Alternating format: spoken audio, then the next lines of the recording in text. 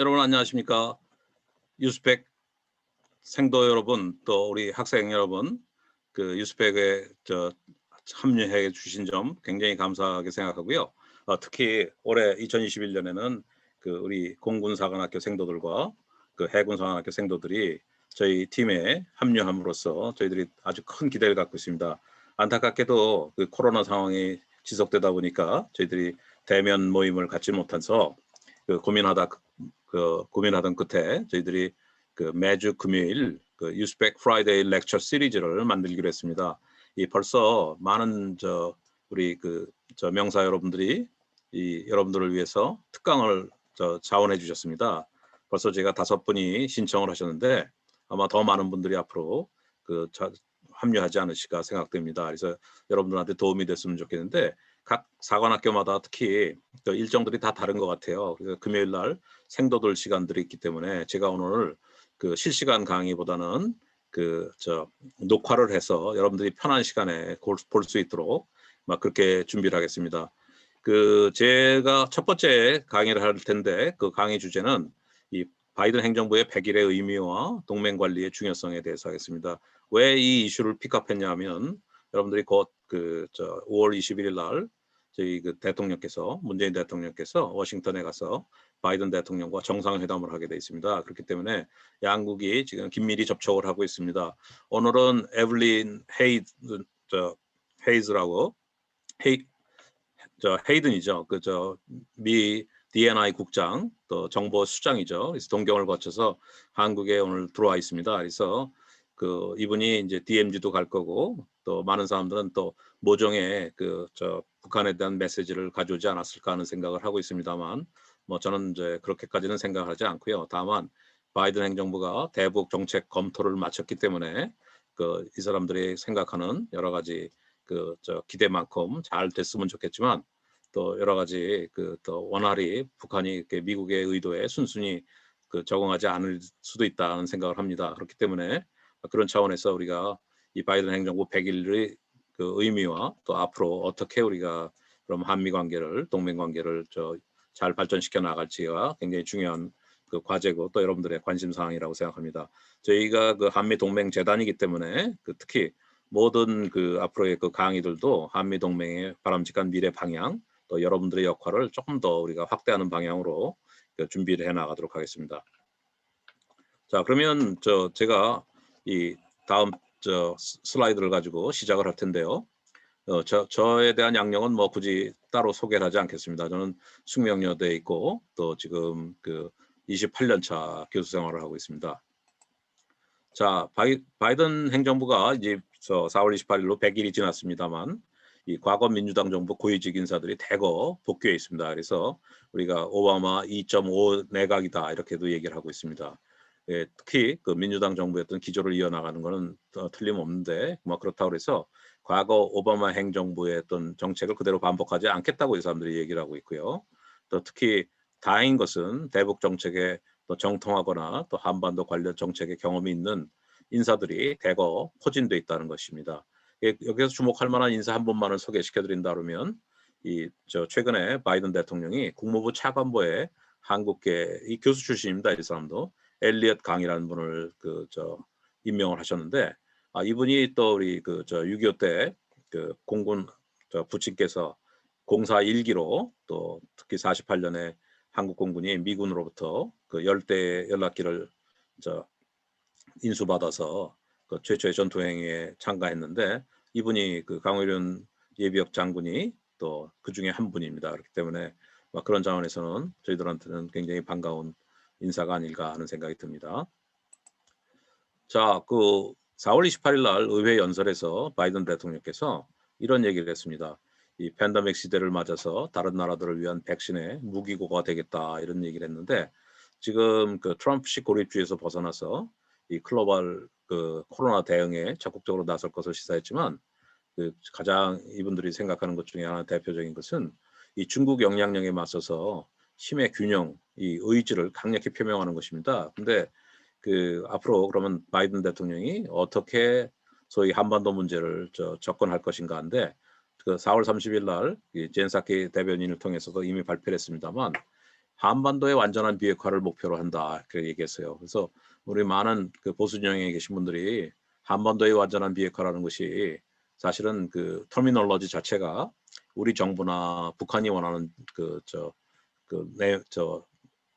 단어였고 우리 입장에서는 그 북한의 그 비핵화, 저희 북한의 완전한 비핵화가 더 중요하다고 판단했지만 그 대화를 끌어내기 위해서는 이런 단어를 쓰지 않고서는 끌고 나올 수가 없다고 생각하기 때문에 아마 한반도의 완전한 비핵화라는 그 싱가포르 그 트럼프와 김정은의 정상회담에서 언급된 내용 그대로 가져간다는 아주 어려운 결정을 한 것 같습니다.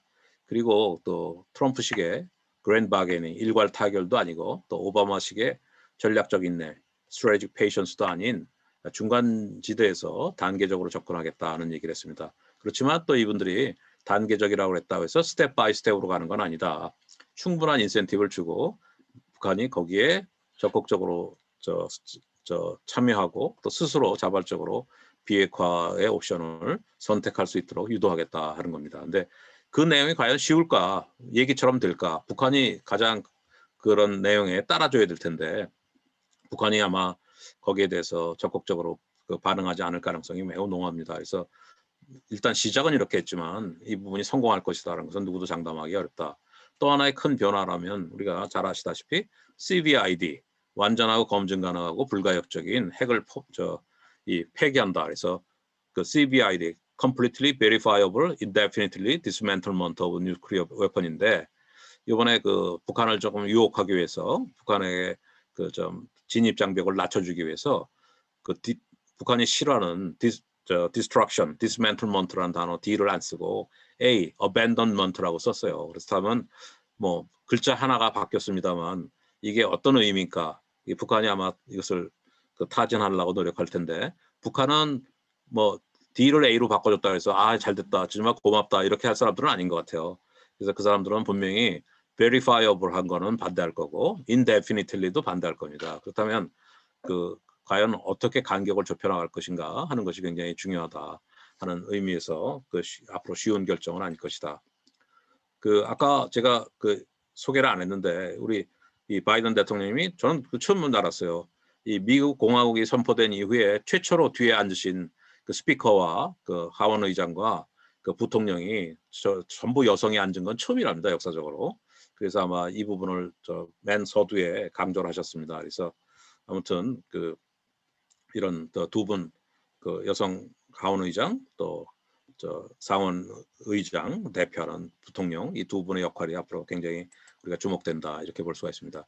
최근에 쿼드가 계속 논란입니다. 저는 이 얘기가 나올 때부터 우리 대한민국은 쿼드에 참가해야 된다고 일찍부터 제 입장을 밝힌 사람이지만 최근에 최정현 학술원에서 저희들이 4분을 초청을 해서 세미나를 했습니다만 온라인 세미나를 했지만 이 미국 평화연구소라고 있어요. 워싱턴에 가면 여기에 선임 고문으로 있고 또 백악관의 국가안보회의 선임국장을 했던 에반 메데이로스는 이 중국의 보복이 두려워서 쿼드를 멀리하는 것은 바로 중국이 원하는 바를 우리가 따라가주는 것이다. 그렇기 때문에 중국의 주요 타겟이 동아시아에서의 미국이 동맹국이라는 점을 우리가 결코 잊어서는 안 된다고 얘기를 했고요.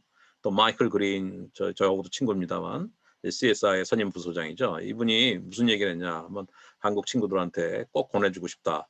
이 한국이 현존하는 많은 국제 네트워크에 참여하지 않고 있고 또 세계 민주국가 중 다른 국가들과 가장 연결이 안 된 상태. 충격적이죠. 그러니까 중국의 반응을 먼저 염려할 것이 아니라 쿼드 국가들과의 협력을 이어나가야 한다. 가장 지한파인 사람이 왜 이런 쓴소리를 했을까요? 여기 나머지 사람들은 다 그렇게까지 심한 얘기를 안 했는데 이 사람이 속내를 다 밝힌 이유는 미국에서 워싱턴에서 바라볼 때 한국은 이미 중국 쪽으로 경사가 굉장히 기울었다. 이렇게 판단하는 겁니다. 그렇기 때문에 이것이 한국이 과연 이런 선택을 하는 것이 맞는가 하는 것을 그리는 우리 친구들이 많다 보니까 솔직하게 그런 얘기를 해준 거라고 저는 생각합니다. 여러분들한테 5가지 우리가 지정학의 귀환이라는 얘기를 너도나도 많이 하고 있습니다. 처음에 로버트 퀘이간이라는 분이 이 얘기를 시작했고 그렇게 해서 이 지정학이 다시 돌아왔다 이런 얘기를 많이 하는데 이 5가지 교훈을 한번 우리가 짚어볼 필요가 있다. 첫 번째 지난 팬데믹 사태가 우리한테 가져둔 하나의 새로운 변화입니다만 이 국제 협력이 실종된다는 게 여실히 드러났다. 예를 들어서 우리가 1945년 이후 리버럴 이코노믹 오더가 들어서고 모든 국제사회가 다자주의를 중요한 가치로 여기고 협력을 해서 여기까지 왔는데 그 협력이 사라졌다. 이번에 코로나가 나타나고 백신 민족주의가 나타나기 시작하면서 전부 다 소위 코로나가 누구 때문이냐라는 어떤 불만 이런 것들이 많았고, 또 그러다 보니까 소위 강대국 경쟁 속에서 오히려 책임 전가가 많이 나왔고, 또 이런 가운데서 결과적으로 이 국제 체제가 굉장히 불안정해지는, 또 여러분 비전통 안보 위협이라는 게 우리가 늘 생각은 많이 했지만 이렇게까지 심각할 수 몰랐죠. 그래서 지금 뭐 예를 들어서 미국 한 군데만 해도 2차 세계대전, 1차 세계대전, 베트남전, 한국전 모든 전사자를 더 많은 명수가 미국 내에서만 사라졌고, 또 여러분 또 우리 앞으로 생도들이 여기 많이 계십니다만 시오도르 루스벨트 함 같은 경우에는 항공모함에서 이 코로나가 발생함으로써 상당히 많은 병력이 감염이 됐고, 또 좁은 공간에서 일하다 보니까 그래서 급기야에는 작전을 포기하고 가장 가까운 항구에 피항을 함으로써 거기서부터 문제를 해결하기 위해서 노력하는 것들을 봤지 않습니까? 이게 비단 미국뿐이 아닙니다. 인빈서블 호 프랑스의 항공모도 그런 경험을 했고요. 또 최근에는 우리 해군에서도 감염이 되는 사태가 발생했습니다. 그래서 이런 소위 코로나가 갖다 준 굉장히 큰 위험성이 크다는 것을 우리가 확인하게 됐고요. 또 서로 간에 책임적 공방을 하고 또 협력이 안 되다 보니까 이번에 가장 놀라운 사실은 뭐냐면 UN, WHO 또 많은 NGO 단체, 국제 체제가 가장 중요한 구성을 하는 국가들의 실정은 말할 것도 없고 국제 체제, 국제 기구들마저도 작동을 하지 않았다 하는 것이 굉장히 심각한 하나의 문제고요. 또 미국이 또 어떤 리더십을 우리가 발휘했었는데 그것이 먹히지 않는다. 그런 세계가 됐다는 것이 아마 우리한테 놀라운 충격이 아니었나 하는 생각이 듭니다. 또 미중 갈등의 심화가 또 굉장히 중요한 하나의 체제 불안정 요인이 되고 있고요. 또 그것을 통해서 우리가 한미일 협력의 간극이 점차 확대되고 있다. 또 이런 노력들이 우리가 많이 해야 되는데도 불구하고 이 정치적인 이유, 여러 가지 이유로 한미일 간의 협력의 간극이 오히려 더 확대되고 있다. 이런 우려하는 상황들이 발생하고 있고요. 세 번째 가장 중요한 것 중에 하나는 이 회색지대의 위협이다. 이게 라이징, 이 회색지대, 그레이 존 스트레치 점점 커지고 있다. 여러분 아마 기억하실 겁니다. 19년 7월 23일 날 중국 폭격기 2대와 러시아 폭격기 2대가 사전 통보 없이 한국 방공 식별구역을 무단 진입했습니다. 이게 당시에 러시아 조기 경보 통제기 A-50 한 대가 영공을 침범하면서 뒤에 모든 문제가 같이 이렇게 리드를 해서 같이 들어왔는데, 이게 놀라운 사실은 뭐냐면 여기에 대해서 우리가 경고 사격을 했어요. 그래서 우리 정부의 공군 조종사, 저는 그 사람 반드시 좀 칭찬해야 된다고 생각합니다. 근데 그분이 우리 젊은 공군 조종사일 텐데 250발 정도를 사격을 해서 여기 경고를 했는데, 문제는 우리가 최초로 경고 사격을 한 것도 실사격을 한 것도 처음이고, 또 문제는 그동안 영공 침범을 많이 했지만 중국과 러시아가 기획하에 공동으로 작전을 전개한 건 처음이에요. 그래서 이것이 무슨 의미냐? 아까 제가 방금 전 슬라이드에서 한미일 협력이 이루어지지 않고 한미일 간의 간극이 벌어지고 있다 그랬지 않았습니까? 그걸 정확히 어드레스한 거예요. 그러니까 그 공백을 정확히 파고들고 있다 하는 점에서 우리가 굉장히 걱정스럽다는 거고요.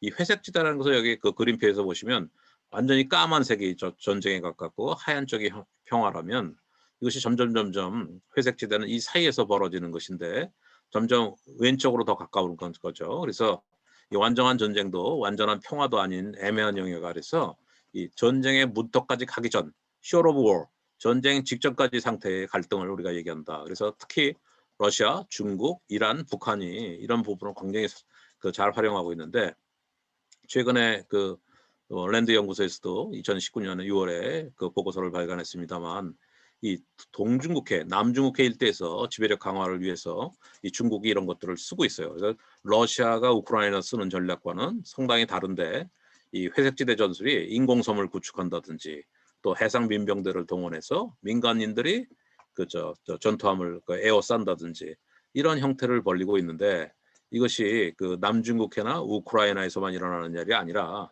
이 한반도에서 가장 그 가능성이 높은 그 우리가 그만큼 위험한 지역에서 그 위험을 안고 살고 있다 하는 것을 여러분들이 이해하셔야 된다. 중국의 해상민병대 얘기를 하나만 더 하자면 지금 이 우리 그 여러분 서해안에 그저 어로 방해를 하거나 여기 와서 그 저 뭐 저 씨를 말릴 정도로 그 꽃게잡이라는 어선들이나 오는데 이게 그 그냥 민간 어선들만 있는 게 아니라는 거죠. 이 안에 해상민병대는 해군 출신이나 이렇게 이 조직을 갖고 있고 군사 조직을 형성해 있고 이 사람들이 작전을 할 때도 연안계라고 해서 동그랗게 이게 이 원을 그리면서 작전을 합니다. 그리고 어제도 오늘 아침에 아마 뉴스에서 보셨겠지만 쇠창살을 가지고 위협을 한다든지 이런 것들은 굉장히 그 우리한테 큰 그 위협이고요. 또 4년 전인가 저희가 그 해군 이 고속정이 여기 이 사람들을 진압하러 가는 과정 속에서 오히려 우리가 그 해경 요원들이 전사라고 또 배가 가라앉은 적이 있어요. 근데 이제 문제는 우리는 물대포로 주로 씁니다. 그 전쟁에 오해를 주지 않기 위해서. 근데 물대포를 쏘는데 그게 뭐 물대포를 맞고 이 사람들이 부상을 당하거나 죽거나 무슨 문제가 생기거나 하면 이 사람들이 바로 그 인터넷에 올리거나 그렇게 함으로써 소위 심리적으로 이 반한 감정을 확 끌어일으는 그런 그 행동을 취할 경우가 많거든요. 그래서 이게 단순히 회색지대가 그냥 회색지대로 끝나는 게 아니라 그 그레이 소위 하이브리드 전으로 가서 심리전으로 감으로써 반한 감정을 그 극대화시키는 그런 그 여러 가지 어려운 점을 주고 있다. 그렇기 때문에 바로 그런 점에서는 이 우리가 주목하지 않을 수가 없고 또 최근 2월에는 이 해경법이라는 걸 이렇게 만들어졌어요. 중국에서. 중국의 해경법이라는 건 뭐냐면 이 남중국해서부터 동중국해 서해까지가 다 자기들의 바다인데 역사적으로 뭐 2000년을 넘게 자기들이 지배하고 있다고 얘기를 해요. 근데 거기에 우리가 200캐리를 주장하거나 우리가 항행을 주장하게 되면 자신들의 영해를 침입했다고 이 사람들은 얘기하고 있거든요. 근데 문제는 이번에 그 중국의 해경법이 뭐가 문제가 되냐면 88조 같은 걸 보면 이 사람들이 자신의 영해에 들어오는 외국 국적의 배들을 무력으로 진압할 수 있도록 만들어 놨어요. 그러면 이것은 전쟁과 다름이 없잖아요. 그러니까 세계 어느 나라의 코스트가드도 해군이 아니거든요. 그러니까 그걸 무력을 사용하면 안 되는데도 불구하고 이 사람들은 무력을 사용을 정당화하고 있기 때문에 문제가 된다. 예, 그게 문제고요. 또 하나 여러분들이 이해하셔야 될 것은 우리 지금 림팩 훈련을 갔다 오는 해군의 그 구축함이라든지 지난번엔 문무대항함이 그 림팩 훈련을 태평양에서 하고 돌아오는 길에 중국의 호위함에서 이 UAV 드론을 띄워서 우리를 추격했어요. 그래서 그런 것들은 엄밀한 면에서는 굉장히 그 국제해양법에서 그 위배되는 그런 어떤 공격적인 공세적인 행동인데 우리가 그것을 일일이 뭐랄까 그 대응을 하지 않고 있다는 거가 문제라고 저는 생각해요. 예, 그러다 보니까 중국은 이것을 기정사실화합니다. 자신들이 한번 해서 거기서 반응이 없거나 그렇다면 그건 당연히 자기들의 권리로 생각하거든요. 그렇기 때문에 바로 그런 점에서 우리가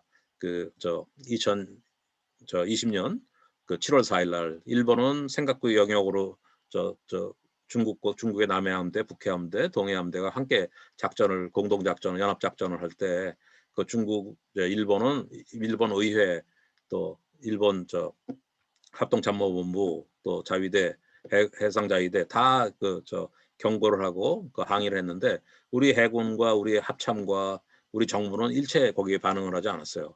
그렇기 때문에 바로 이런 것들이 우리가 앞으로 가장 우리가 걱정하는 기정사실화의 어떤 그것을 공고히 만들어주는 것이다. 그래서 여기 영내 현상을 변경하는 거 이런 것들이 중국이 늘 하는 수법이고 또 이 살라미라든지 양배추 전략이라는 것은 여러분 이게 전함을 해군 전함이 들어간다. 그러면 해군 전함을 민간 어선들이 다 둘러싸는 거예요. 그러면 여러분이 민간 어선을 상대로 싸울 수는 없잖아요. 그래서 전투함이 작전을 못하게 하도록 하는 게 이 사람들이 쓰는 그 양배추 전략인 겁니다. 그래서 여러분들이 기억하셔야 될 것은 이게 남중국해만의 얘기가 아니다. 남중국해에서 동해 알루샤 열도 북극해로 이어지는 중국의 1대1로가 여러분 왼쪽으로 쭉 지구 반바퀴를 돌았다 그러면 이제 이 사람들은 남중국해에서 시작해서 한반도 수해 영역을 거쳐서 이 블라디보스톡 쪽으로 가는 북극 쪽으로 가는 두 번째 로죠. 2로를 개척하고 있다는 점을 이해하셔야 됩니다. 그래서 바로 그런 점에서 이제는 이런 것에 대처하기 위해서는 미국과 일본이 알아서 하겠지 이런 생각을 하시면 안 되고 이 출발점이 1대1로의 출발점이 대한민국 영해다.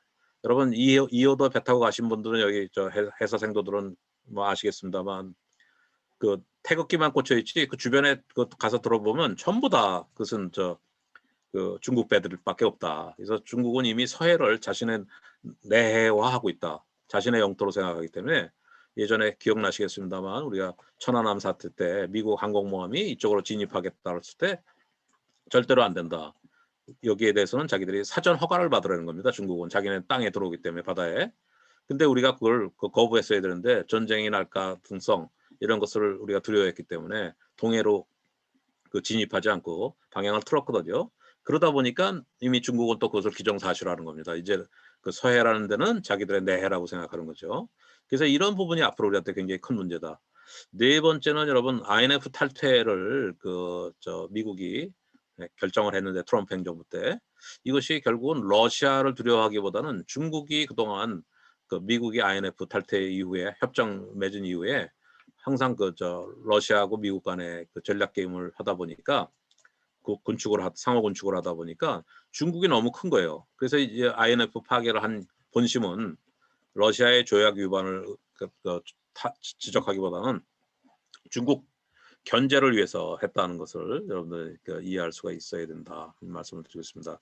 다행히 뉴스타트는 새로운 바이든 행정부가 들어와서 5년 연장을 하는 걸 했지만 그 미 전략사령관 자수 리차드에 의하면 이미 중국은 핵탄두 급증 추세를 결심했고 또 그런 과정 속에서 앞으로 No First Use라는 건 중국이 갖고 있는 유명한 핵 전략의 대표성인데 이거를 더 이상 유지하지 않을 가능성이 크다는 게 미국의 걱정입니다. 마지막으로 우리가 중러 수정주의 연합이 확대인데요. 이걸 키신저의 역키신저 모먼트라고 얘기를 해요. 그래서 이게 왜 중요하냐면 우리 지금 바이든 행정부가 들어와서 중국과 각을 세우고 있지 않습니까? 근데 문제는 중국이 러시아와 많은 협력을 하고 있어요. 그래서 여러분 마치 중국과 러시아가 수정주의 연합을 확대한다 그러면 마치 저희 유럽에서만 할 거라고 생각하는 사람들이 많은 것 같아요. 근데 재미나게도 해군 연합 훈련이라든지 이런 걸 공중 훈련이라든지 이런 걸 보면 동해상에서 사할린 쪽에서부터 출발해서 이 한반도 남단을 거쳐서 중국 본토로 가는 여기서 다 훈련을 해요. 지난 2012년부터 16년까지 보면 모든 훈련을 이 한반도 해역에서 또는 공역에서 이걸 훈련들을 하고 있다는 것을 여러분들이 명심해야 될 거라 이런 생각을 합니다. 그래서 제가 왜 갑자기 뜬금없이 이런 얘기를 하냐면 뭐 우리 해사생들도 우리 유스펙에 참여합니다만 이제는 대한민국이 한반도만을 영역 우리 작전 범위에 둬서는 안 된다. 그래서 이 세계 전략, 특히 해양 전략이 굉장히 중요하다는 겁니다. 그래서 우리 해군 비전 2045라는 게 있어요. 그래서 거기에 세계 국가로서의 어떤 비전을 담아내야 된다. 또 최근 우리 경항모 운영에 관해서 다양한 담론들이 나오고 또 특히 해군에서는 많은 개념 세미나를 많이 하고 있습니다. 근데 제가 볼 때 가장 경항모가 필요한 이유는 미국과의 어떤 상호 운영성을 확대하는 데 필요하다. 우리가 아마 역외 지역에서 한미 동맹이 한반도에서만 일어난다고 생각하면 그 가치가 점점점 작아질 거예요. 왜? 한반도의 평화 프로세스가 진행되거나 앞으로 한반도가 어느 정도 긴장이 완화되고 그렇게 된다 그러면 동맹에 더 이상 가치가 필요 없죠. 그렇기 때문에 만약 미국과 우리가 동맹을 확대한다 그러면 역외 지역에서도 이 동맹, 특히 군사적 협력을 할 수 있는 그런 가능성을 갖춰야 되는데 지상군 부대가 가서 어디 이라크나 아프가니스탄이나 또 어디 제3지역 아프리카에서 우리가 교두보를 만들고 거기서 활동하기가 작전을 전개하기가 굉장히 어려워요. 그렇지만 이 미국과 상호 운영성을 확대한다는 측면에서는 우리 경항모 전단이라든지 해군이 갈 수 있는 것은 상대적으로 굉장히 수월하다 이런 측면을 우리가 얘기할 수가 있다. 그리고 또 아태 전략, 인도태평양 전략이라는 것을 우리가 생각한다 그러면 이 해군의 어떤 항모 전단을 우리가 활용한다 그러면 훨씬 더 유효할 것이다. 특히 그런 과정 속에서 우리가 한미일 안보 협력이 매우 중요한 이유가 중국의 어떤 성장, 중국의 어떤 미사일 능력, 중국의 또 극초음속 여러 가지 무기들이 발달하면 발달할수록 우리는 어떻게 보면 한미일의 인터오퍼러빌리티 속에서 우리 자산을 보호할 필요가 있다. 그렇기 때문에 한미일 안보 협력도 굉장히 필요하고 특히 지금 그 세상에 여러분 얼마 전에 수에즈 운하 사건이 봤습니다만 수에즈에서 그 저 문제가 생기기 시작하면서 모든 사람들이 지금 북극해를 하나의 새로운 그 대안으로 생각하고 있습니다. 그래서 이 북극해라든지 중동, 아프리카 이 여객지역에 대한 관여 또는 정보 수집 능력을 확대하는 것이 우리가 새로운 세계 국가로 성장하고 해양 전략이 지향의 목표다는 얘기를 할 수가 있고요. 특히 그러기 위해서는 여러분들이 한반도에 고착돼서는 안 된다. 오늘 제가 가장 강조하고 싶은 점이 이 점입니다. 우리 민간인 학생 또 그 각군 사관학교의 생도들 모두 마찬가지입니다만 우리가 그 여러분들은 세계 무대 미래의 새로운 임무를 그 수행할 수 있는 능력을 그 확보해야 됩니다. 그렇기 때문에 그런 점에서 우리가 군 구조라면 부대 구조를 줄이고 전력 구조를 줄이고 이런 것만 생각하는 게 아니라 새로운 교육 시스템 여러분들이 세계적인 그 전국 각 전구에서 활동할 수 있는 그런 유능한 지휘관으로 성장시킬 수 있어야 된다. 그런 생각을 갖고 있고요. 이 제가 세계국가 대한민국의 해군의 역할에서 이 원양원 안전을 위한 감시, 해적 퇴치, 수송 로보, 자국민 안전보호 다 중요합니다. 그렇지만 지금 국제사회가 조명하고 있는 것은 여섯 번째입니다. 다섯 번째 HADR이죠. Humanitarian Assistance, Disaster Relief입니다. 이 지구 온난화 때문에 많은 이 재해가 발생하고 있어요. 특히 가장 우리의 놀라운 일은 우리 그 한반도도 마찬가지입니다만 우리 한반도는 아직 지진이 그게 대규모로 난 적은 없어요. 우리 그러나 중국에서는 여러분 그 스촨에서 그 큰 지진이 났었죠. 그래서 그 당시 그 2009년입니다만 저희가 공군 그 수송기 3대를 동원해서 각종 구호 물품을 태워서 6.25 전쟁 이후 최초로 우리가 한국 공군기가 국적기가 태극기를 달고 거기에 내려서 직접 거기 지원을 활동을 한 적이 있습니다. 바로 이러한 새로운 활동들, 재난 구호 활동 이런 것들이 굉장히 필요하고 미태평양 특히 인도 태평양 사령부는 1년에 7회에서 8회 정도를 이런 작전을 전개합니다. 그래서 우리 대한민국도 앞으로 이 지구 온난화에 따른 이런 어떤 이 자연보호 또는 재난에서 국민들을 도탄에 빠진 국민들을 구원하는 거 이런 역할들은 우리가 과감하게 적극적으로 참여해야 된다는 말씀을 드리고 있습니다. 또 여기 건보트 디플로마시도 마찬가지입니다만 이건 역사 이래 이런 그 활동을 통해서 우리 굉장히 우리의 어떤 국익을 또 위상을 떨칠 수가 있다. 건보트 디플로마시가 최초로 생긴 게 여러분 미국의 그 시어도르 루즈벨트 대통령 때 그 대백 함대라고 그래서 The Great White Fleet이라고 그래서 이 약 15척의 그 미국 전함들로 구성된 그 배들이 하얀색 칠을 하고 전 세계를 돈 적이 있어요. 그래서 이 대백 함대가 일본도 갔고 또 히로시마에도 갔고 또 나가사키에도 가고 이 시드니 또 뉴질랜드도 다 방문했습니다만 일부가 이태리도 갔었어요. 근데 이태리에 갔을 때 자연재해가 났었는데 그때 일부 군함들이 거기에서 이 건보트 디플로마시만 한 게 아니라 HADR 작전에도 참여해서 효시를 만들었다. 그런 걸 이해하시면 되고요. 특히 회색지대 이 드론 스워밍 같은 것들은 우리가 앞으로 이런 데 대처할 수 있어야 된다. 또 해외 정보 수집이 매우 중요하고 또 지금 아까 제가 중국의 해경법에 대해서 국제사회가 굉장히 큰 관심을 갖고 있어요.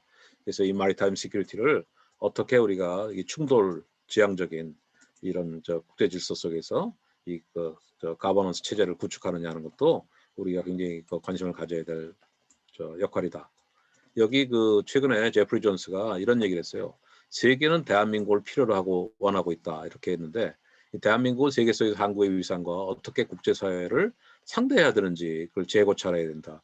이렇게 점잖게 얘기하셨는데 그 얘기는 뭐냐면 세계는 한국을 원하고 있는데 우리는 북한만 쳐다보고 있다는 얘기입니다. 그래서 바로 그런 점에서 우리가 시야를 넓혀야 된다는 거고 저는 우리가 가치와 우리의 위상에 대해서 다시 한번 생각해 볼 필요가 있다고 생각합니다. 그래서 뭐 이 사람도 얘기했지만 unstoppable dynamism 이 대한민국이 갖고 있는 가장 매력과 장점은 우리가 멈출 수 없는 다이나미즘인데 이걸 하려면 세계 무대에서 우리가 뛰어야죠.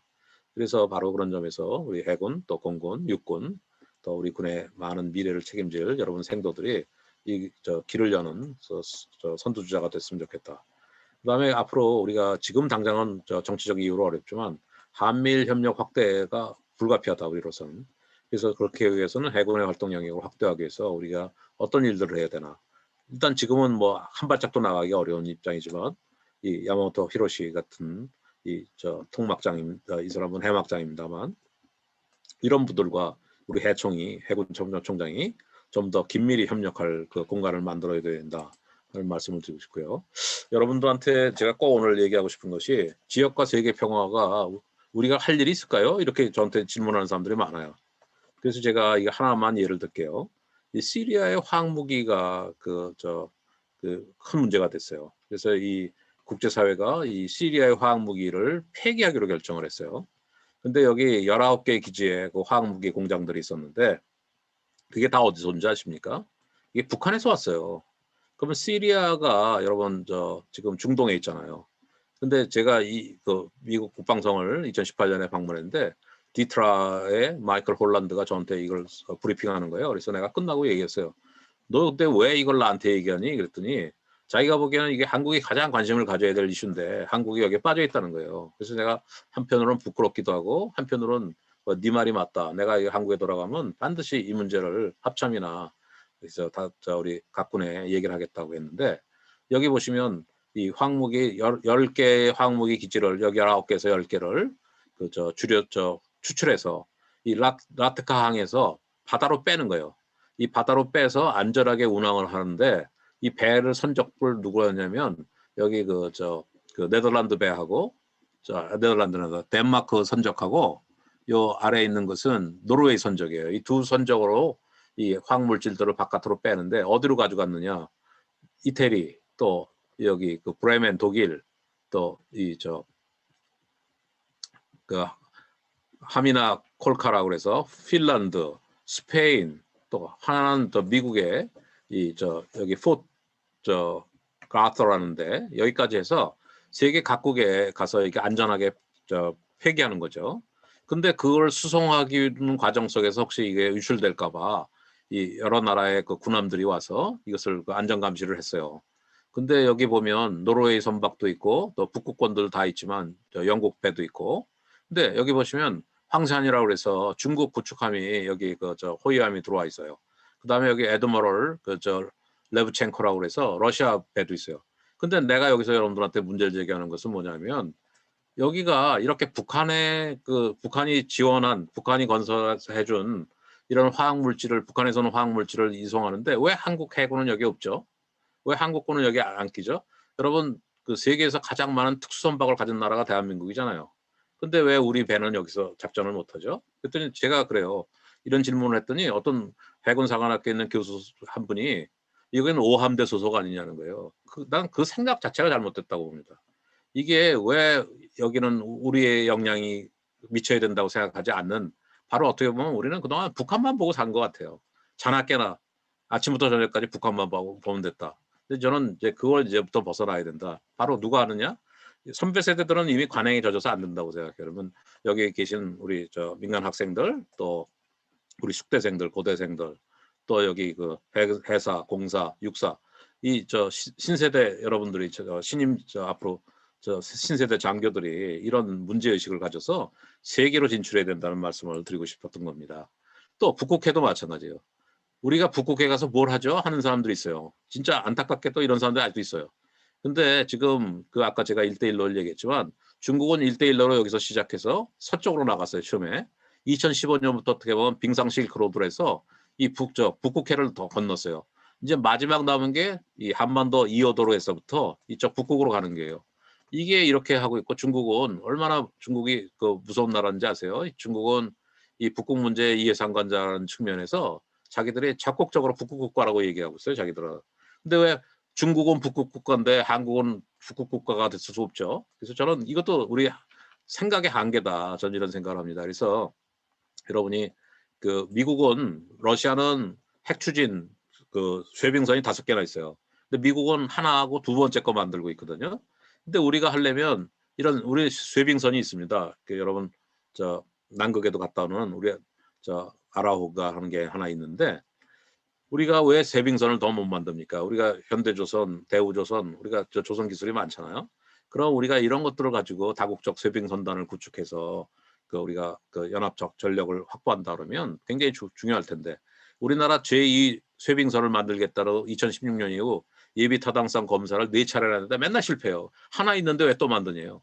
여러분들이 이런 것들을 극복하기 위해서는 여기 생도들만 해서는 안 되는 거예요. 여기 민간인 학생들과 여러분이 왜 힘을 합쳐야 되냐면 여기 민간인 학생들은 나중에 기자도 될 수가 있고 또 행정고시를 보거나 사실을 보면은 우리 사회 곳곳에서 엘리트층이 될 수도 있고 또 정치도 할 수가 있어요. 이런 사람들이 국회나 여론을 형성해줘야 이 군에서 어떤 여러분들이 작전 계획, 미래 기획을 하더라도 그것이 같이 갈 수 있다. 그래서 민과 군이 학생 때부터 같이 해야 되기 때문에 유스펙을 만든 것이다. 여러분이 그렇게 이해해 주시면 되고요. 아까 중국의 드론 얼마나 지금 위협적인지 모릅니다. 또 해상민병대 역할, 또 1도 1호에 대한 일본, 미국이 공동 대응을 하자고 저한테도 협조 요청이 많이 들어옵니다. 또 이런 것들 여러분이 관심을 가져달라. 자, 그러면 그 해군만 역할을 해야 되느냐? 저는 이제 여기서 여러분들 공군에 대해서도 우리 한번 꼭 생각해 보자 하는 건데 여기 미 공군성 장관이 그 로스 장관이라는 미국은 항상 장관은 각군의 장관은 민간인입니다. 민간 주도로 해야 되기 때문에 여기 보면 공군참모총장이 최초로 흑인 장성이 그 공군참모총장이 됐어요. 근데 이 브라운 총장은 그 군산에서 그 팔전단 전대에 전단장을 했기 때문에 대령 시절에 군산에서 근무를 했습니다. 이 태평양 공군사령관 월스바하도 이 사람이 7공군 사령관 출신입니다. 그렇기 때문에 이 사람들이 한국 전선에 대해서 아주 이해가 많은 사람들이에요. 그래서 저는 이런 점에서 우리가 굉장히 같이 협력할 필요가 있다는 말씀을 드리고 싶고 또 존 레이먼드가 우주사령부 사령관입니다. 그래서 지금 우주사가 미국은 공군에서부터 출발했다고 생각하면 돼요. 그래서 앞으로도 우리가 공군도 우주사를 만든다고 우리도 그걸 피할 수가 없다면 앞으로 이런 점에서 미국과 긴밀한 협조가 돼야 된다는 거고요.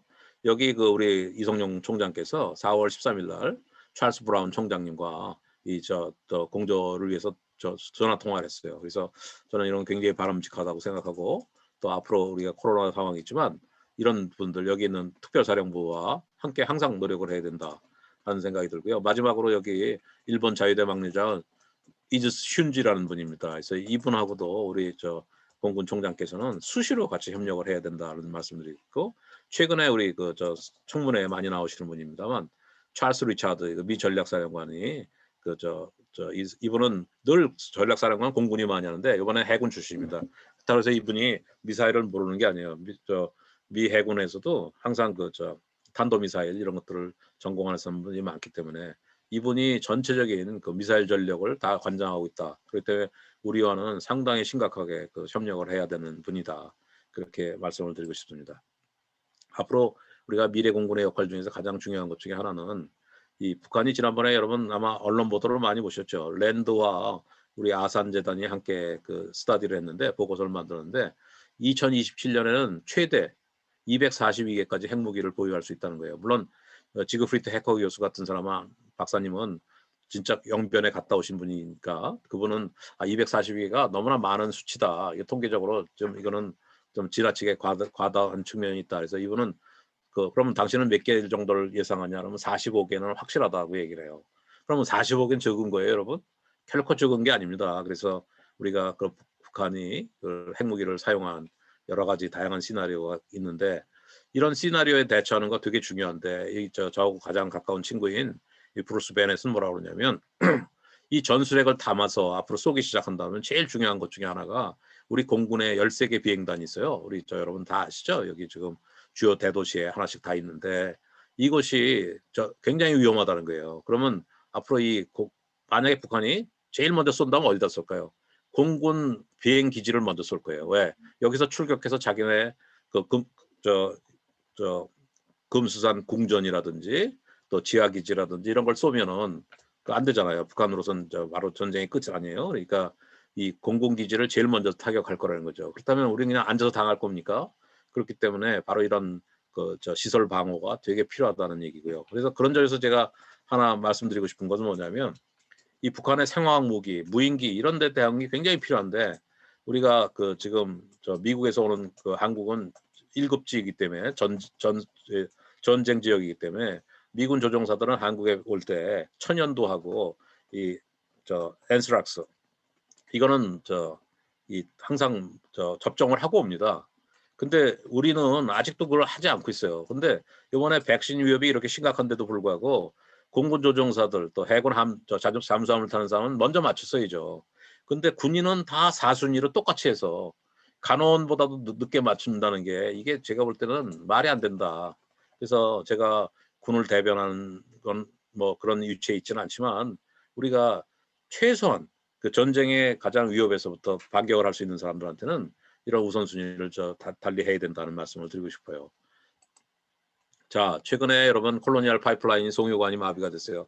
제 아들이 둘이 있는데 하나는 지금 이 메릴랜드에 살고 또 하나는 버지니아에 사는데 이 버지니아에 사는 애가 얘기가 왔는데 웬만한 그 주유소가 다 이 재고가 비었대요. 그래서 이제 메릴랜드까지 올라와서 3시간을 기다려서 주유를 했답니다. 이게 여러분 1970년대 80년대 얘기가 아니에요. 2021년에 이런 일이 벌어지고 있어요. 이게 왜 그러냐? 닥사이드라고는 해커 그룹이 해킹 그룹이 지금 미국을 공격한 거예요. 그래서 바로 이런 점이 지금 그 오늘날 21세기에 버젓이 대낮에 이런 일이 일어나고 있다. 그래서 여러분 최근에 미국에서 그 폴미를 하는 것 중에서 가장 중요한 그 많은 그 사례들이 이런 겁니다. 미국이 이스라엘에 요청을 받았다. 한국의 요청을 받았다. 그래서 그 로켓 공격이나 미사일 공격을 해서 레이더 기지가 망가졌다. 그러면 미국에다 연락을 해서 한국의 대통령이나 이스라엘 대통령이 미국에 연락을 해서 우리 빨리 지금 복구를 해야 되니 레이더 시설을 빨리 갖다 달라. 그러면 미국 대통령이 오케이 빨리 최대한 빨리 갖다 주겠다 했는데 어떻게 됩니까?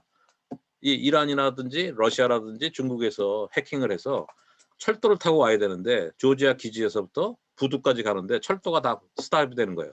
또 부두에 하역을 할 수가 없게 부두가 마비가 되는 거예요. 공중으로 뛰려니까 공중에서 엔도버 기지가 거기가 마비가 되는 거예요. 그렇게 함으로써 결국 원하는 시간 내에 미국이 그 부속이나 시설을 이송하지 못하는 경우를 상정해서 폴미를 하고 있어요. 그래서 이게 그 가상의 시나리오가 아니라 실제로 그런 일이 벌어지고 있다. 이런 것들을 아셔야 되고요. 4월 20일 날 교도통신에서 발표했는데 중국이 일본은 여러분 잘 아시죠? 일본은 지금 우주협력에서 미국의 모든 소재 기술이라든지 이런 것들을 대는 아주 중요한 역할을 하고 있는데 에어로스페이스 항공 우주 관련 기업 200개를 다 해킹을 했어요. 중국에서. 그래서 이런 것들은 지금 상당히 우리가 위험한 수준에 있다. 그래서 여러분 F-35 우리가 자랑스럽게 도입을 했지 않습니까? 거기 소프트웨어를 다 우리가 만약에 해킹을 당한다든지 그다음에 우리 세종대왕함이라든지 이지스함들이 바다에 나갔는데 거기에 기관실을 해킹한다든지 그러면 어디 가도 못하는 거예요. 그다음에 만약에 우리가 SM-3 미사일 장착이 돼 있는데 거기에 오작동이 걸려가지고 쐈는데 그 배에서 폭발한다든지 이러면 아주 대형 사고가 나는 거죠. 그래서 바로 이런 점에서 우리가 굉장히 조심을 해야 된다. 그래서 앞으로 대한민국이 세계국가가 되기 위해서 미래 공군의 역할은 우주 감시, 또 다양한 작전 능력을 배양해야 되고 핵이나 미사일 시설, 또 장사 정보를 탐지하는 것과 함께 타격 능력을 가져야 된다. 그 대량 응징 보복, KMPR을 역량을 가지고 있어야 되고 이 수단을 확보해야 된다. 이 수단 중에서 가장 중요한 게 탄입니다. 저희가 미사일이 확보수가 지금보다 훨씬 더 많아야 되는 거죠. 그다음에 영공소, 중로가 지난번 7월 23일 날 도발했지 않습니까? 이런 것들을 우리 할 때 우리가 어떻게 억제할지. 또 장거리 수송도 마찬가지입니다. 우리가 지난번에 스촨 지역에 우리 세대의 공군기가 6.25 이후에 처음에 갔던 것처럼 이런 장거리 수송 능력이 있어야 되는데 저희 지금 CN-235라든지 저희들 수송 능력이 안 돼요 이게. 그래서 앞으로 이런 부분을 우리가 개선해야 된다.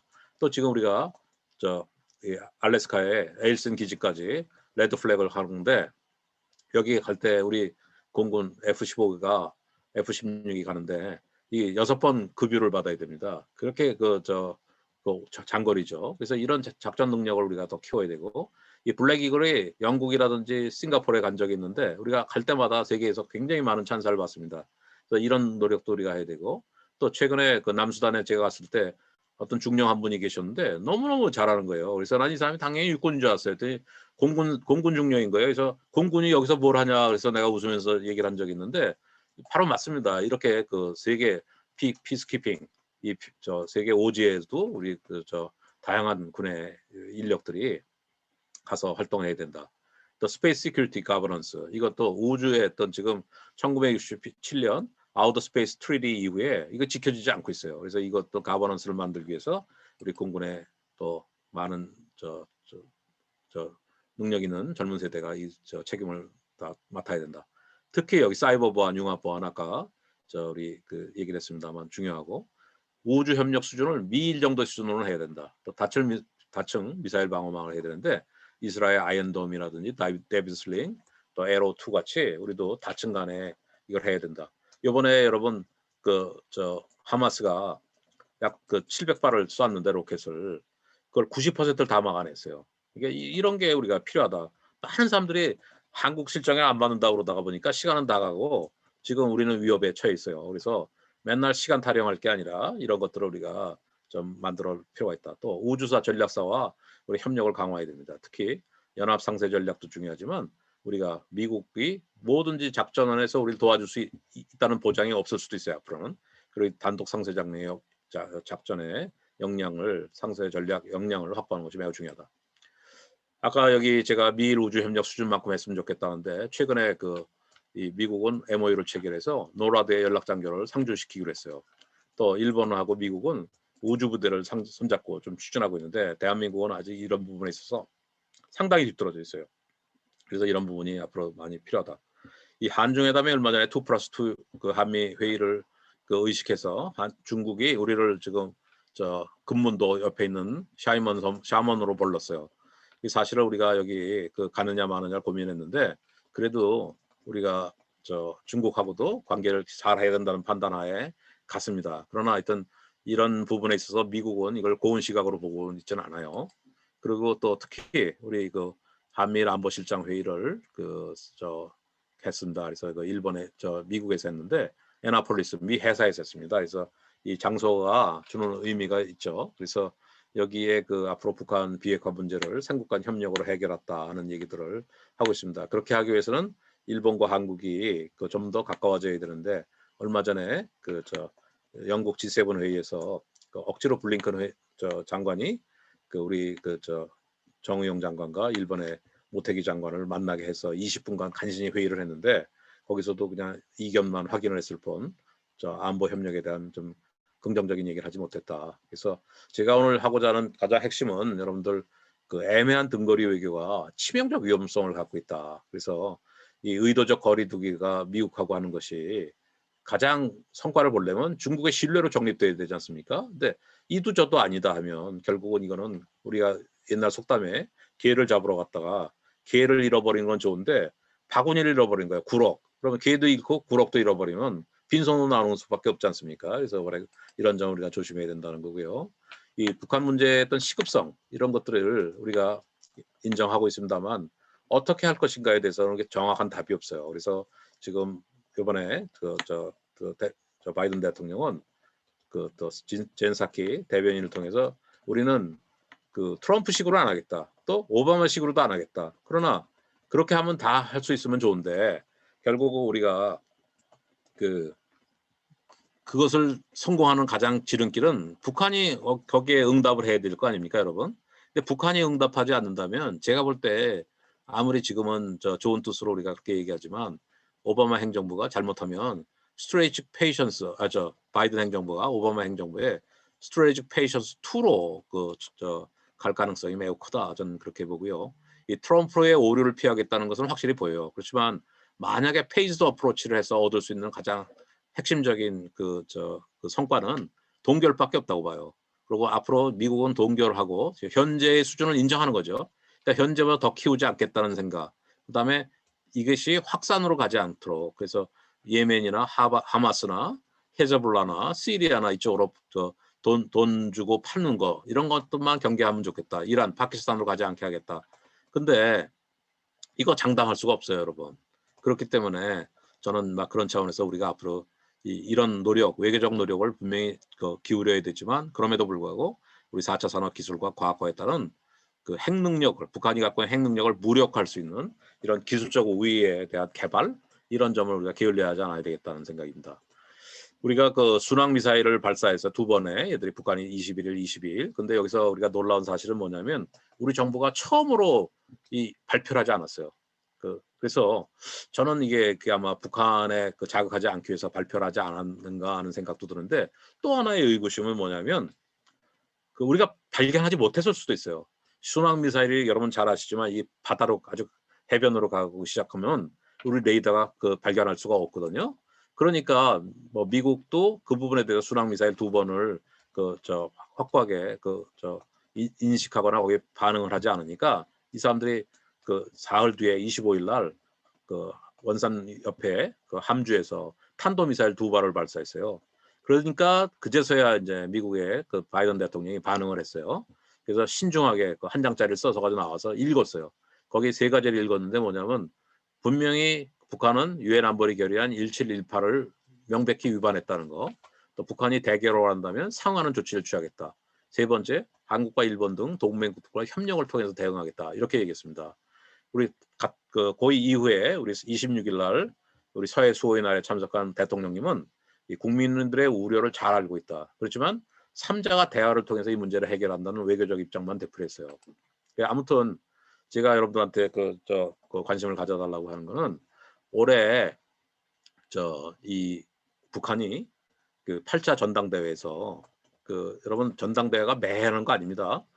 마지막 했던 건 2016년 했어요. 그러면 왜 갑자기 8차 대회를 올해 했을까 하는 것들을 여러분이 의심을 가져야 되는데 문제는 이번에 처음으로 1월 10일 날 김정은 위원장이 육성으로 전술핵의 개발에 매진하라는 육성 지침을 내렸습니다. 전술핵 개발을 뭐죠? 전술핵을 개발하는 이유는 그동안 2018년 우리 정부와 9.19 공동선언을 체결한 이후에도 이 사람들은 한 번도 쉬지 않고 미사일 전력을 확대시켰어요. KN-23 이스칸데르 이외에도 KN-24라고 우리가 이름 붙이는 신형 전술지대지 미사일, 또 북한판은 에이테킴스라고 그러죠. 또 KN-25 대구형 조종 방사포, 그 외에 600mm 초대형 방사포까지 해서 4가지 종류를 계속 발전시켰거든요. 2년 동안. 근데 이 신형 미사일들을 우리 요격망을 약점을 공략하기 위해서 만든 거예요. 근데 이거를 우리가 동시에 쏘기 시작한다면 굉장히 큰 충격을 받을 수밖에 없어요, 우리는. 그런데 여기 바둑판 모양으로 보이죠? 이 탄도 끝에. 여기에 전술핵을 담는 거예요. 근데 미국 본토를 지향하지는 않지만 이 사람들이 한 500km, 400km, 600km 선상에서 한국이나 일본의 후방사를 때릴 수 있다 그러면 저희로서는 큰 충격이죠. 그래서 그런 차원에서 앞으로 우리가 굉장히 조심해야 된다는 거고 이번에 북한의 8차 단대의 메시지 중에서 하나 우리가 놀라운 사실은 뭐냐면 이것을 전술핵을 하기 위해서는 여러분 전술핵이라면 최소한 150kg에서 한 220kg 사이로 탄두를 줄여야 돼요. 탄두를 줄이려면 핵실험을 다시 할 수가 있어요. 그러면 핵실험을 어디서 하죠? 풍계리는 이미 얘들이 다 파괴했다고 그랬잖아요. 파괴했다고 그랬는데 한 번도 전문가들을 거기 구경시켜 준 적이 없거든요. 그리고 또 이 파괴를 2018년 5월 24일 날 풍계리 핵실험을 했는데 거기에서 CTBTO 유엔 산하 기구죠. CTBTO에서 지진파를 확보하지 못했어요. 그것은 뭐냐면 아주 살짝 터진 거죠. 위만 갱도 내부가 폭파되지 않은 거라고 생각하는 거예요. 그러면 거기 3번 갱도, 4번 갱도, 5번 갱도가 살아남아 있을 가능성이 커요. 그럼 앞으로 여기서 실험을 할 가능성이 굉장히 높다. 또 하나는 이번에 No First Use 포기 선언을 갖는 의미예요. 이게 무슨 의미냐면 No First Use는 북한이 핵을 조금 가지고 있으면 이걸 반드시 가져야죠. 왜? 우리는 방어용으로만 쓴다는 걸 하기 위해서. 그러나 지금 만약에 27년까지 45개 이상 또 랜드 연구소에서 얘기하는 것처럼 270개까지 갖는다면 이 사람들은 이제는 자기들이 2차 공격을 할 수 있는 수단을 갖잖아요. 그러니까 더 이상 No First Use를 연연할 필요가 없는 거죠. 그래서 이러한 측면에서 우리가 굉장히 조심스럽다는 거고. 그럼 앞으로 어떻게 할 거냐? 평화 협상을 통해서 잘 됐으면 좋겠어요. 저도 개인적으로. 그렇지만 항상 중국이 들고 나오고 미국이 들고 나오는 게 뭐예요? 북한이 들고 나오는 게 특히 중국 쌍중단과 쌍계병이에요. 쌍중단의 의미 여러분 잘 아시죠? 핵 미사일 개발을 그만두는 당시에 한미연합 훈련은 중단하라는 거예요. 그러면 우리 한미연합 훈련을 하지 않으면 어떻게 합니까? 그다음에 쌍계병행, 한반도 비핵화 프로세스와 동시에 미북 평화 체제에 전환을 하는 거예요. 미북 평화 체제를 하는 게 뭐예요?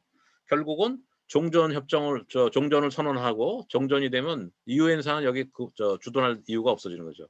그럼 주둔 유엔사가 없으면 한반도 정부에서 탄약 부족이라든지 이런 걸 어떻게 해결하죠?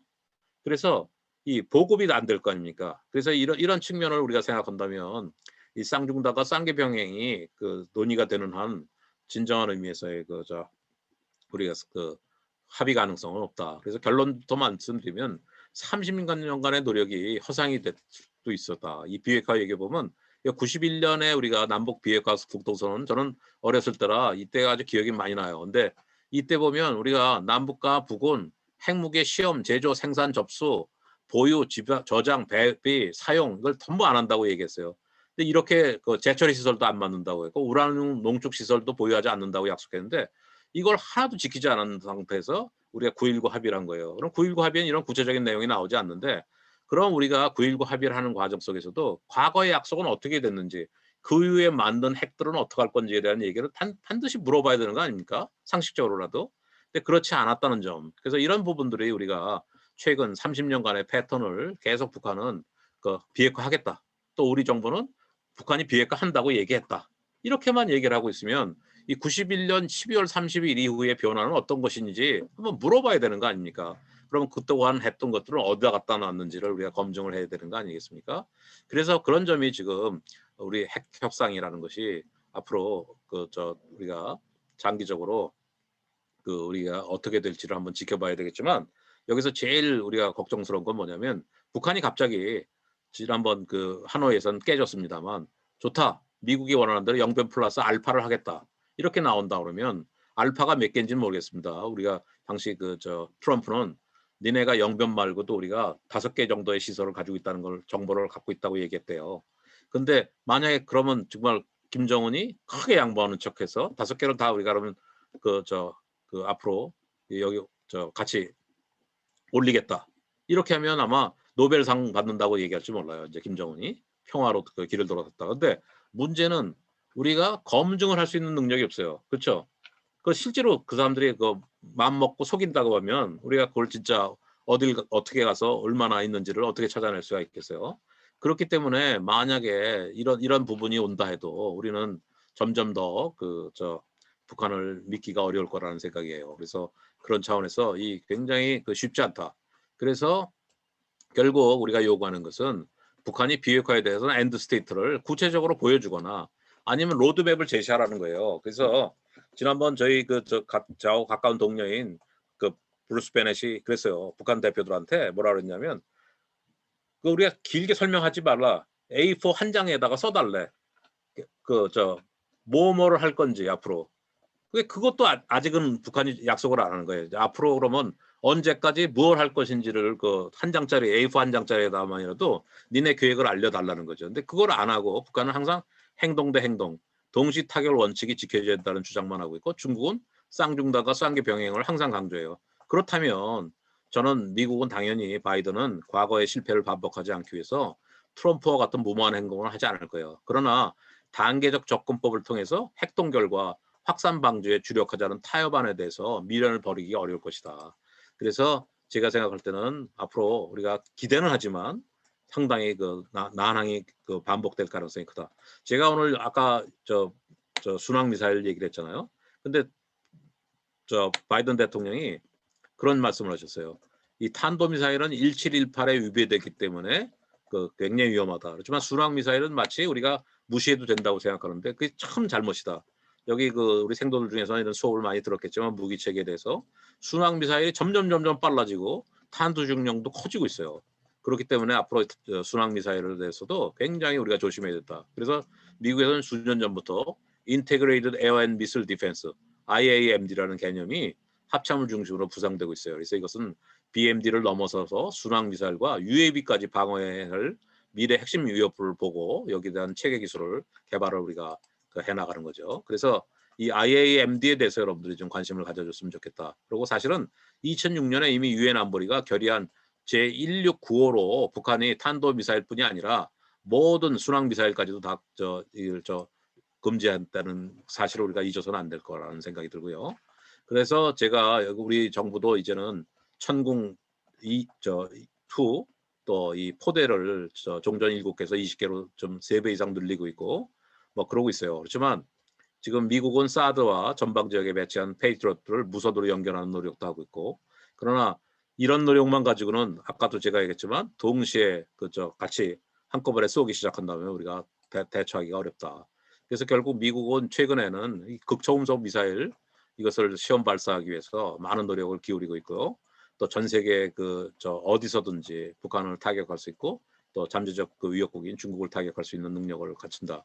그래서 만약에 극초음속 미사일이 우리가 확보가 된다면 부산 인근 상공에서 쏘면 평양을 85초 만에 타격할 수 있기 때문에 상당히 엄청난 위력을 발휘할 것이다. 그래서 제가 마지막 시간이 다 돼갑니다만 여러분들한테 이런 얘기를 하고 싶어요. 최근에 어떤 정부 인사가 동맹 중독이 되어 있다 그랬어요. 저는 여러분들 뭐 거듭 숨기지 않고 밝히지만 저는 동맹이 더 강화된다고 생각하는 사람입니다. 근데 저 같은 사람들을 동맹이 중독된 사람이라고 얘기하고 이 가스라이팅에 걸려 있다. 그러니까 미국으로부터 이 하여튼 친미파라든지 이 동맹을 강조하는 사람들은 항상 뭐랄까 자기도 모르는 사이에 미국에 의존적이다라고 생각하시는 것 같아요. 근데 제가 볼 땐 그렇지 않다. 또 이분은 저서에서 미군 철수가 앞으로는 사실은 지금 당장은 위험해 보이도 평화 체제의 구축 과정에 아주 굉장히 중요한 요소라고 얘기했는데 저는 절대로 그렇지 않다고 생각합니다. 그래서 제가 여러분들한테 감히 오늘 답을 저한테 달라는 건 아닙니다. 그렇지만 한 7, 8가지 제가 질문을 만들어 왔어요. 그래서 여러분 한번 읽어봅시다 같이. 동맹의 강화 주장과 중독을 어떻게 구분하죠? 어떤 근거에서 여러분들 그러면 중독은 뭐고 저같이 강화해야 된다고 주장하는 사람은 중독과 강화하고 사이에 어떤 관계가 있는지 여러분이 한번 판단을 해달라. 그리고 우리가 구성주의를 요즘 강조하는 시대잖아요. 근데 만약에 여러분 어떤 간주관적 판단, 여러분이 생각하는 인식을 가지고 그것을 국가 이익과 합치할 수 있나요? 저는 아니라고 봐요. 그래서 국가 이익은 철저하게 우리가 냉철하게 우리가 해야 된다고 생각하고, 그리고 제가 3번째 질문 꼭 여러분들한테 묻고 싶어요. 왜 우리는 중국에 반하는 행동을 하면 안 되는 거죠? 왜 시진핑 주석이 곧 오기 때문입니까? 저는 이 점에 대해서 여러분들한테 물어보고 싶고요. 4번째, 목표와 위협이 다르다면 이미 동맹은 변질될 것 아닌가요? 그래서 우리가 이런 문제가 굉장히 심각하다. 또 동맹 강화를 통해서 우리가 얻을 수 있는 것은 무엇이죠? 또 우리가 거꾸로 미국으로부터 아까도 말씀드렸습니다만 인위적 거리 두기를 통해서 중국으로부터 얻는 것은 무엇입니까? 그래서 저는 이런 점을 여러분 스스로가 한번 답을 해봐야 된다고 생각하고요. 또 7번째, 동맹을 스스로 포기하거나 제한함으로써 우리가 기회를 아예 잃어버리는 것은 아닌지 이 점도 저는 묻고 싶고요. 미국의 지원이 보장되지 않는 자주 국방이 가능한가요? 딴 건 모르겠어요. 지금 ISR, 위성, 정보 자산 없이 우리가 자주 국방을 할 수 있는가 물어보고 싶고요. 이 중국이 요구하는 쌍중단과 쌍계 병행에 동의한다면 이미 미국과의 한미일 연합훈련을 앞으로 포기해야 되는지, 이거 없이도 우리가 살아남을 수 있는지, 또 외교장관이 미국보다 먼저 중국을 방문하고 바이든 대통령보다 시진핑 주석과 먼저 통화하는 그런 행위가 균형 외교의 어떤 정석인지, 이렇게 함으로써 우리 자존심이 살아나는 것인지 저는 그걸 묻고 싶습니다. 11번째, 미국의 노라고 말할 수 있을 때 자존심이 회복되는 건가요? 이게 중독을 피하는 길인가요? 저는 이 점도 한번 여러분들한테 묻고 싶고, 12번째, 쿼드의 참여가 반드시 중국을 지목하거나 반대하는 것인가요? 저는 그렇지 않다고 보거든요. 13번째, 핵미사일의 고도화에 직면한 안보 상황에서 한미일 안보 협력의 강화를 피할 수 있나요? 저는 이 미사일 방어라는 것은 1970년대, 80년대 개념 가지고는 안 된다고 생각합니다. 14번째, 사드에 관한 스리노 정책은 언제까지 우리가 고수해야 됩니까? 지금 시시각각으로 변하는 안보 환경 속에서. 마지막으로 15번째죠. 미국이 제공하는 확장 억제는 충분합니까? 만약에 저는 충분하지 않다고 생각한다면 그럼 어떻게 개선해야 되죠? 그래서 여기에 대해서 우리 전문가들의 얘기에만 귀를 기울이지 말고 여기 여러분들, 생도 여러분들과 우리 학생 여러분들이 더 적극적으로 고민해주고 토론해주길 바란다 하는 말씀을 드리고 싶습니다. 제가 이제 강의를 끝내야 될 시간이 왔습니다. 그래서 여러분들 마지막으로 강의를 마치면서 한 말씀만 드리겠습니다. 얼마 전에 제가 어떤 저 세미나에 국제정치학회에서 주관하는 우리 군과하는 세미나에 갔어요. 그랬더니 그 사회자께서 저한테 질문하는 거예요. 그 위성락 대사님이 그런 말씀을 하셨대요. 이 미국에 가까운 걸 3시라고 치면 워싱턴에 가까운 거를 베이징 중국에 가까운 거를 9시라고 치면 홍기덕 교수가 바라보는 시침은 몇 시냐고 물어봤어요. 제가 몇 시라고 대답했을 것 같습니까, 여러분? 그래서 저는 그 질문이 잘못됐다고 얘기했어요. 왜냐하면 왜 그 프레임 앞에서 우리가 1시간을 뒤로 가거나 1시간을 빨리 가거나 그 정도의 그 프레임을 인정하면서 미중 사이에서 어떻게 선택하는 게 가장 우리한테 안전한 거를 얘기하는 것은 굉장히 저는 적극적인 우리의 입장이 아니다라고 얘기했어요. 그러면서 제가 뭐라고 그랬냐면 만약에 그 질문을 나한테 하지 마시고 그 사회자님께서 네타냐후 이스라엘 총리한테 물어봤으면 이스라엘 총리는 어떻게 답했을까 한번 생각해 보시라고 했습니다. 제가 볼 때 이스라엘 총리는 당연히 3시라고 얘기했을 거예요. 그러면 워싱턴에 가장 가까운 거죠. 그렇지만 워싱턴이 네타냐후를 마음대로 할 수 있어요? 절대로 그렇게 못할 겁니다. 그리고 네타냐후는 워싱턴의 바이든 행정부가 이란과 함께 JCPOA를 복원하려고 노력하는 걸 보고 나탄즈 핵시설을 바로 공격했어요. 그래서 나탄즈 시설은 지금 엉망이 됐어요. 그래서 앞으로 복귀하는데 9개월이 걸린대요. 그렇다면 바이든이 막 화를 냈을 것 같아요. 네타냐후한테. 그렇게 못했어요. 그러니까 네타냐후가 바이든 행정부한테 주는 교훈은 뭐냐면 바로 이스라엘 국익에 대한 것은 나를 빼놓고 너들이 협상할 수 없다는 것을 보여준 거 아닙니까? 그래서 바로 우리나라도 중국에 오해하거나 화낼 수 있는 것들은 아무것도 안 하겠다. 또 미국에 가까워 가는 것들은 중국이 싫어할까 봐 아무것도 못 하겠다. 이렇게 하는 게 아니라 우리 국익이 무엇인지에 따라서 우리가 자신 있게 행동하는 그런 대한민국이 됐으면 좋겠습니다. 그래서 저는 1시면 안전하고 2시면 위험하고 이거는 그 우리의 그 젊은 세대, 특히 여러분 신세대 앞으로 미래 안보를 책임질 여러분들이 그 해야 될 선택이 아니라고 생각하고 과감하게 대한민국의 국익에 입각해서 여러분들이 한국 한미 동맹의 강화 이런 부분을 살려나가고 또 이것이 한반도에서만 하는 그 한미 동맹이 아니라 여계 지역에 나가서 세계 국가로서 또 지역의 안전과 평화를 위해서 여러분들이 더 넓은 그 환경 속에서 미국과 그 동맹을 협력해 나갈 때 앞으로 미래의 길이 있고 대한민국의 위상이 있다. 저는 그런 생각이 듭니다. 그래서 저는 마지막 한마디 엔딩 코멘트는 앞으로 역할의 위상을 만든다는 게 국제정치학의 아주 가장 중요한 부분입니다. 그래서 우리가 역할을 포기하면 절대로 위상이 생기지 않습니다. 그래서 여러분들이 세계로 나가시고 또 지역에 나가서 또 활동할 수 있는 대한민국 군이 됐으면 좋겠고 또 대한민국의 안보 전문가 또 오피니언 메이커가 되주셨으면 좋겠습니다. 여러분 강의 여기서 마치겠습니다. 고맙습니다. 여러분.